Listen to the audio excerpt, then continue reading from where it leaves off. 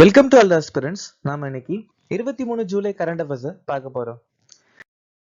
செஷனுக்குள்ள போற முன்னாடி நேத்துக்கான GK question பார்த்துடலாம்.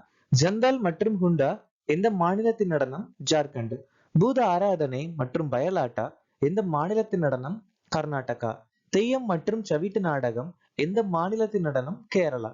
மாஞ்ச் மற்றும் சர்க்குலா எந்த மாநிலத்தின் நடனம்? மத்திய பிரதேசம். ஜம்மு அண்ட் காஷ்மீர்ல இருக்கக்கூடிய பழங்குடியினர் பகர்வால், பால்டி, பேடா, காடி, கர்ரா, மோன், புரிக்பா, ஷிப்பி, சங்பா மற்றும் குஜ்ஜார். பிஸ்மில்லா கான் மற்றும் லதா மங்கேஷ்கர் 2001 பாரத ரத்னா விருது வாங்கியிருக்காங்க. நிம்பராக்கா துவைத்த அத்வைத்தம் அப்படிங்கிற தத்துவத்தையும், தசஸ்லோகி மற்றும் வேதாந்தம் அப்படிங்கிற புத்தகத்தை எழுதியிருக்காங்க. சட்டத்தால் நிறுவப்பட்ட நடைமுறை ஜப்பான் நாட்டில இருந்து நாம் எடுத்துக்கிட்டோம். 9வது ஐந்தாண்டு திட்டம் 1997 இருந்து 2002 வரைக்கும் அடல் பிகாரி வாஜ்பாய் தலைமையில நடந்துச்சு. இந்த ஐந்தாண்டு திட்டத்துல நாம சமூக நீதி மற்றும் சமத்துவத்துடன் கூடிய வளர்ச்சிக்கு முக்கியத்துவம் அளிச்சிருந்தோம். பிரிவு 229 அல்லது சரத்து 229ல யூனியன் பிரதேசங்களின் நிர்வாகத்தை சொல்லியிருக்கோம். ஒலிம்பிக்கில் வெள்ளி பதக்கம் வென்ற முதல் பெண் PV சிந்து. முதல் இந்திய பெண். கோல் எழுச்சி 1831 இருந்து 32 வரைக்கும் புத்த புகத் தலைமையில நடந்துச்சு. அருணாச்சல பிரதேசத்துல கொண்டாடக்கூடிய ஒரு சில முக்கியமான பண்டிகை ரெக், பூரிபுட், மியோகோ மற்றும் ட்ரீ. இன்னைக்கான திட்டம் பிரதான் மந்திரி சஸ்திய சரக்ஷா யோஜனா. இந்த திட்டம் 2015 நிதி அமைச்சகத்தால அறிமுகமாச்சு. பஞ்சாப் மற்றும் ஹரியானா உயர்நீதிமன்றத்தின் தலைமை நீதிபதியாக நியமிக்கப்பட்டவர் யார்? ஷீல் நாகு. UEFA யூரோ 2024 சாம்பியன்ஷிப்பை வென்ற நாடு எது? ஸ்பெயின். இந்தியாவின் முதல் ரோடோடென்ட்ரான் தோட்டம் எந்த மாநிலத்தில் திறக்கப்பட்டுள்ளது? உத்தரகாண்ட். சஸ்டைனபிள் டெவலப்மெண்ட் கோல் 2024 இந்தியா எந்த மதிப்பெண்ணை பெறுகிறது? 71.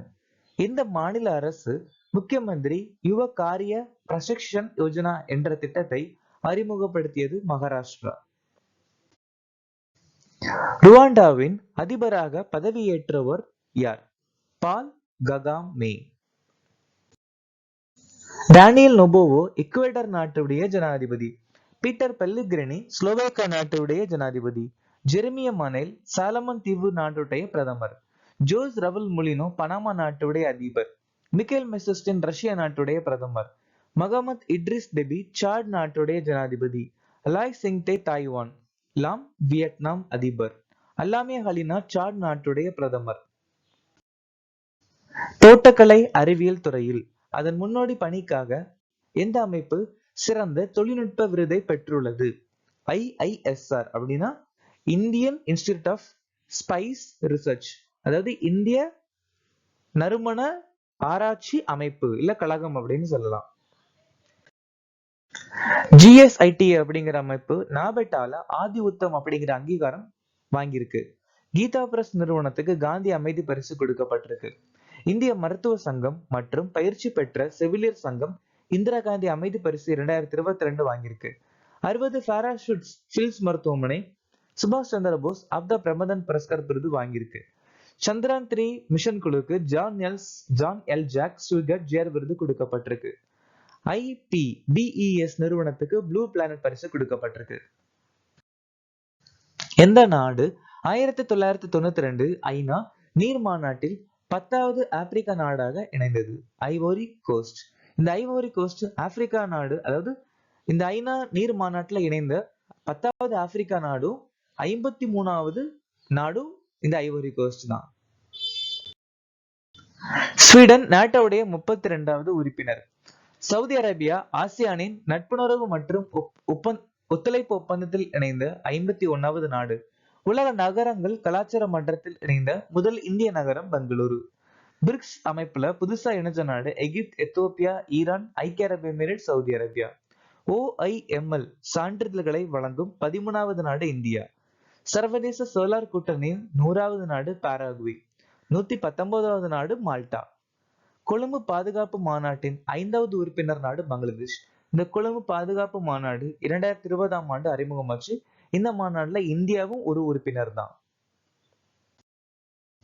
எந்த நாள் தேசிய மாம்பழ தினமாக அனுசரிக்கப்படுகிறது? ஜூலை மாசம் 22ஆம் தேதி. மே 25 உலக கால்பந்து நாள். மே 24 சர்வதேச மார்க்கோர் தினம். ஜூன் 12 குழந்தை தொழிலாளர்களுக்கு எதிரான உலக தினம்.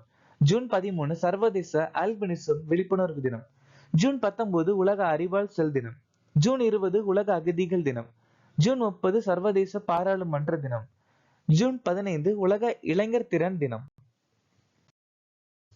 எந்த வங்கி 7.25% வட்டி விகிதத்தில் 444 நாள் டேர்ம் டெபாசிட் அம்ரித் விர்ஷஸ் திட்டத்தை அறிமுகப்படுத்தியது? எஸ்பிஐ வங்கி. Bank of India star super 777 நிலையான வைப்பு திட்டம் அறிமுகப்படுத்தியிருக்காங்க.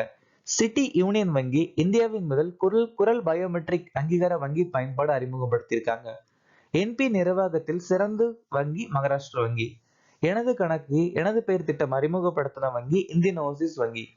தனி நபர்களுக்காக இந்திய ரூபாய் கணக்கு ஸ்வெர் பேங்க் ஆரம்பிச்சிருக்காங்க. மகிழா சம்மான் சேமிப்பு சான்றிதழ்களை வழங்கிய முதல் வங்கி பேங்க் ஆஃப் இந்தியா. எந்த அமைப்பு ஒரு விஞ்ஞானி ஒரு தயாரிப்பு திட்டத்தை அறிமுகப்படுத்தியது? ஐசிஏஆர் அப்படிங்கிற ஒரு நிறுவனம்.